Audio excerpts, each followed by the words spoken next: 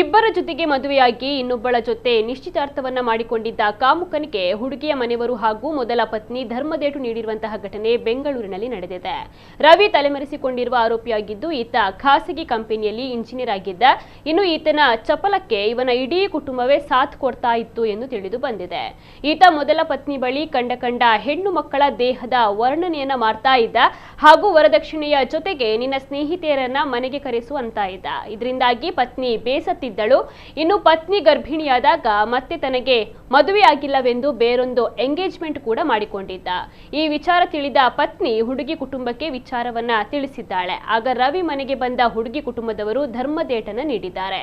ಇನ್ನು ಪತ್ನಿ ಹೆರಿಗೆಗೆ ಹೋದ ಸಂದರ್ಭ ಮತ್ತೋರ್ವ ಯುವತಿಯನ್ನ ಮದುವೆಯಾಗಿದ್ದ. ಈ ವಿಚಾರವಾಗಿಯೂ ಕೂಡ ಪತ್ನಿ ಹಾಗೂ ಕುಟುಂಬಸ್ಥರು ಆತನಿಗೆ ಹಿಗ್ಗಾಮುಗ್ಗವಾಗಿ ಥಳಿಸಿದ್ದಾರೆ. ಸದ್ಯ ಆರೋಪಿ ಎಸ್ಕೇಪ್ ಆಗಿದ್ದು ಆತನಿಗಾಗಿ ಪೊಲೀಸರು ಬಲೆ ಬೀಸಿದ್ದಾರೆ.